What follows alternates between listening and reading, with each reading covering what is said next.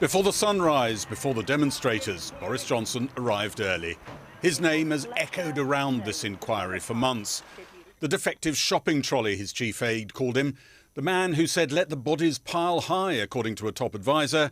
The man who cannot lead, the top civil servant wrote. You're going to apologise to the bereaved families. Today, his chance to answer back. The whole truth and nothing but the truth. But first, the inquiry chair reprimanded Boris Johnson for leaking his statement to the inquiry to newspapers. Failing to respect confidentiality undermines the inquiry's ability to do its job. Boris Johnson then repeated his pre-leaked apology. Can I just say how glad I am to be at this inquiry and how sorry I am for the pain and the loss and the suffering Sit down. of Please stop. COVID victims. Please sit down. 4 people were removed from the inquiry after holding up signs. They later held them up again outside. Back inside, Boris Johnson apologised for not realising the magnitude of the crisis earlier and said the advice he was receiving was not definitive. Just so you know, I look at all this stuff in which we seem so oblivious with horror now. I mean, we should have twigged. We should collectively have twigged much sooner. I should have twigged. You read that an Asiatic pandemic is about to sweep the world. You think you've heard it before, and that was the problem. Any thoughts on Boris's comments? Dominic Cummings, once a top aide, now a top critic, didn't appear to be glued to the live coverage. His attacks on Boris Johnson, revealed in WhatsApp exchanges, were read back, as were others from senior officials. The Cabinet Secretary is the head of the civil service. Is he or she not? I've never seen a bunch of people less well equipped to run a country. If you'd had the views of the Mandarinate about the Thatcher government in unexpurgated WhatsApps, my lady, I think you would have found that they were pretty fruity. It's WhatsApp conversation is intended to be, though clearly it isn't, ephemeral. It tends to the pejorative and the hyperbolical. Boris Johnson was shown more diary entries and WhatsApps from officials attacking his leadership. Would you accept that it is extraordinary that the government's chief scientific advisor, its chief advisor, its cabinet secretaries, its deputy cabinet secretary, should all be commenting in these terms about competence and about performance and about you? I think this is wholly to be expected, and I think what those notebooks reflect and what all those comments reflect is the deep anxiety of a group of people doing their level best who cannot see an easy solution and are naturally self-critical and critical of others. Boris Johnson insisted that when aides recorded him attacking the very policies he was implementing and switching arguments on a daily basis, something else was going on. It's an indication of the cruelty of the choice that we faced and the appalling balancing act that I had to do throughout the pandemic. His habit of contradicting himself on display when Boris Johnson said he wished he'd met the devolved leaders more during COVID. Even though I was very pushed for time, I would have tried to spend more time with the DAs and really try to bring them with me. Well, you may, with respect, be misrepresenting your true views, because in your statement you said it is optically wrong in the first place for the United Kingdom Prime Minister to hold regular meetings with the other DA First Ministers. I think that's. I happen to think that's also true. There was none of the swagger Boris Johnson showed in his Privileges Committee appearance on the Downing Street lockdown parties. He was subdued, pensive, at one point emotional. We have to be realistic about 2020, the whole year, that whole tragic year. We did lock down, but then it bounced back after we'd unlocked.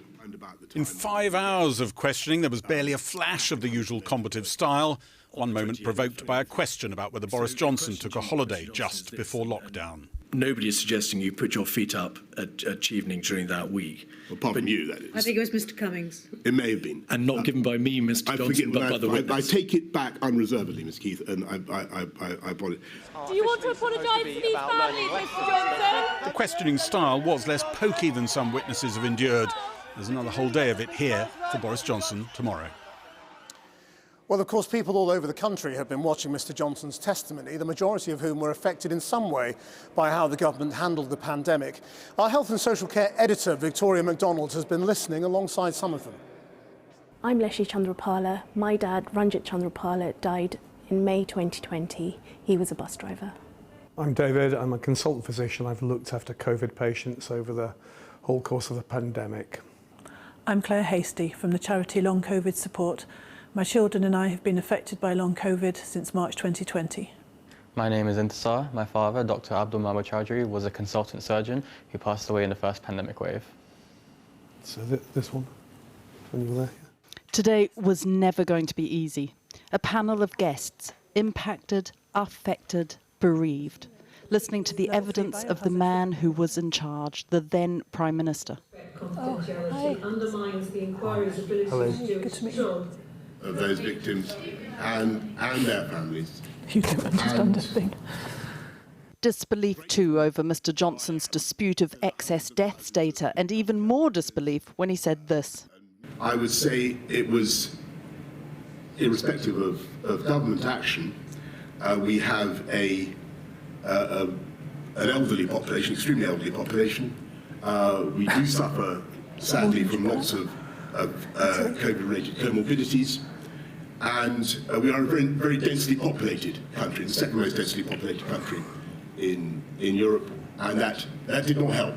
Your main job is to keep your people alive. Like, that should be like the number one priority over like economic benefits, over anything. That's the number one thing, and that's the number one thing that just wasn't prioritized. During a pandemic? During a pandemic, yeah. We underestimated the scale and the pace of the challenge. Boris Johnson was the chief minimiser of what was happening. He was the one saying, this is not going to happen, it's going to be like swine flu.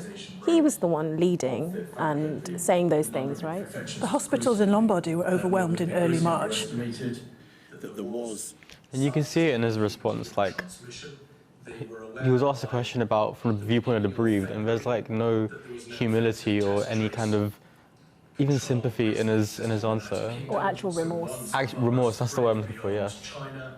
Chief scientist told me today it's probably out of control now. When he's just said we weren't sufficiently alarmed, well, it's in black and white there that you need to be alarmed, isn't it? Yeah. Both Italy and New York and Spain all have more hospital beds than we do. They're all modern, developed nations, and they were all falling over under the pressure. So the idea that nobody thought that could happen here. What mattered was that my dad died, and so many of our members, well, all our members lost someone. Sometimes two people, not just one. Yeah. And the other thing is, even the best case scenario that they showed there about hospital beds, even the best case scenario showed hospitals being overwhelmed. Yeah. So there's the reasons for delay are not clear, are they? OK, my turn for the questions. How did you find that? Let me see, I'm going to ask you, Claire. You were crying through a lot of that. Where do I begin to ask you what upset you? I think I was emotional the minute he walked in the room, actually. There's a lot of, I think, repressed trauma that I don't even recognise. I was very frustrated that long COVID doesn't get a mention. It got a mention at 10 to 4 this afternoon when the evidence session started at 10 a.m. That is characteristic of how it's been treated throughout the whole pandemic.